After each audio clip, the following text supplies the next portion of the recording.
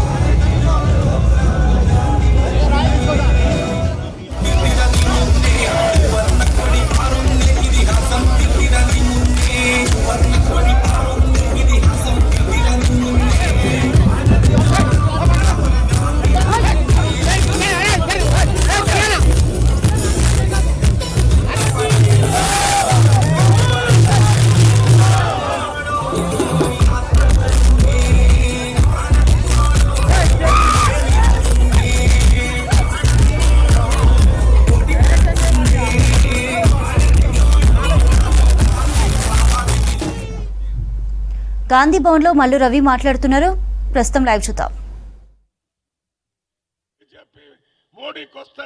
మోడీ పేరు చెప్తేనే ఓట్ల వర్షం కురుస్తుందని బీజేపీ వారి పార్టీ అలయన్స్ చెప్పడం జరిగింది. రాహుల్ గాంధీ గారు ఈ భారతదేశంలో భారత్ జోడో యాత్ర, భారత్ జోడో న్యాయ యాత్ర వల్లనే ప్రజలందరూ వారిని 240 సీట్ల వరకే ఆపు చేశారని అంటే ఇదంతా రాహుల్ గాంధీ గారి యొక్క ఈ భారత్ జోడో యాత్ర, భారత్ జోడో న్యాయ యాత్ర ప్రజల్ని, ముఖ్యంగా యువకుల్ని, మహిళల్ని, పీడితుల్ని, బాధితుల్ని అందరినీ చైతన్యం చేయటం వల్లనే ఇవాళ ఈ రకంగా 242 సీట్లకే పరిమితం చేసి 3 కాళ్ల మీద నడిచే గుర్రంలాగా ఇవాళ ప్రభుత్వం నడుస్తుంది. గుర్రం అంటే 4 కాళ్ళు ఉండాలి, పరిగెత్తేటట్టు ఉండాలి. ఇంతకుముందు 2014 అంత 19లో జరిగిన ఎన్నికల్లో పూర్తి ఎన్నికలు మెజారిటీ వచ్చినటువంటి బీజేపీ ప్రభుత్వం ప్రతిపక్షం వాళ్ళ చెప్పిన మాటలు కానీ ప్రజల బాధలను కానీ పార్లమెంట్లో పట్టించుకోకుండా గుర్రం 4 కాళ్ల మీద ఉరికినట్టుగా ఉరికారు. ఇవాళ వాళ్ళ చేతిలో 3 కాళ్ళు ఉన్న గుర్రం వచ్చింది. ఉరకటం కాదు, నడవటం కూడా చేతగాని పరిస్థితిని ఈ భారతదేశ ప్రజలు తీసుకొచ్చారంటే ఆ గొప్పతనం రాహుల్ గాంధీ వల్లనే జరిగింది. ఇవాళ ఒక్క పిలుపు, ఇవాళ రాహుల్ గాంధీ గారి జన్మదినం సందర్భంగా గాంధీ భవన్కి రావాలంటే స్వచ్ఛందంగా యువకులు పెద్ద ఎత్తున వచ్చారు. ఎంతో మంది యువకులు రక్తదాన శిబిరం కూడా ఇక్కడ జరుగుతుంది. ఇవన్నీ ఆ రాహుల్ గాంధీ కలిగించినటువంటి చైతన్యం, రాహుల్ గాంధీ గారు చెప్పినటువంటి మార్గంలో రాజ్యాంగాన్ని రక్షించాలని, ప్రజాస్వామ్యాన్ని రక్షించాలని, దాంతోపాటు ప్రజాస్వామ్యంతో స్వేచ్ఛ స్వతంత్రాలు ప్రజలకు ఉండాలని యువకులు ముఖ్యంగా ఉద్యమం చేస్తున్నారు. రాష్ట్రంలో రేవంత్ రెడ్డి గారు ముఖ్యమంత్రిగా రాహుల్ గాంధీ గారు అడుగుజాడల్లో నడిచి రాష్ట్రంలో రక్తపాత విప్లవాన్ని తీసుకొచ్చిన నాయకుడు రేవంత్ రెడ్డి.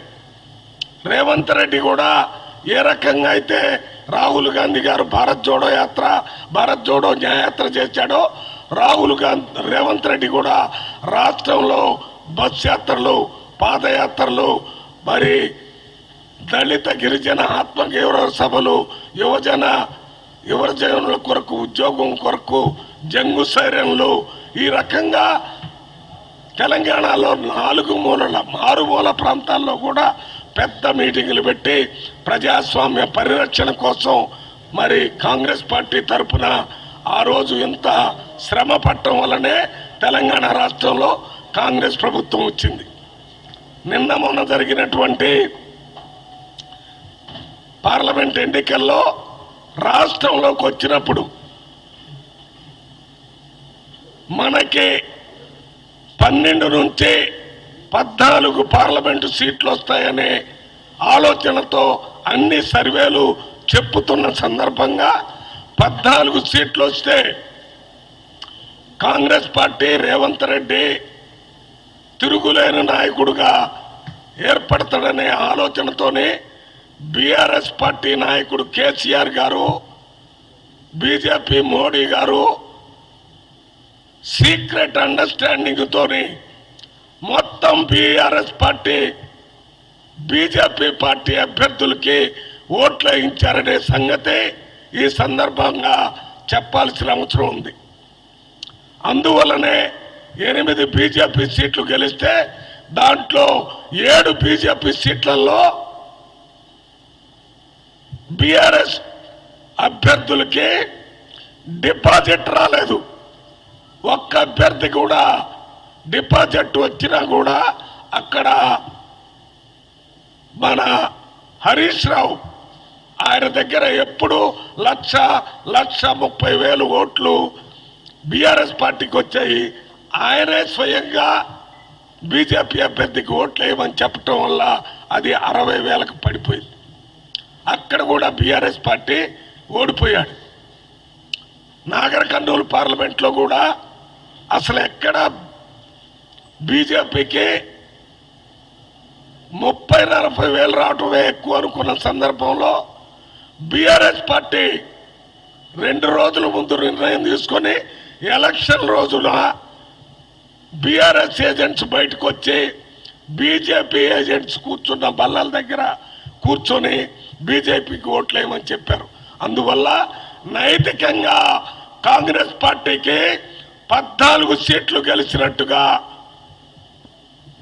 మేము బహిరంగంగా ఈ ప్రెస్ మీట్ ద్వారా తెలియజేస్తున్నాం. ఒకవేళ ఈ రకంగా బీఆర్ఎస్ పార్టీ బీజేపీతో కలిసి ఉండకపోతే వాళ్ళు చచ్చిపోతూ బీఆర్ఎస్ పార్టీ చచ్చిపోతూ బీజేపీ పార్టీని బతికించారు.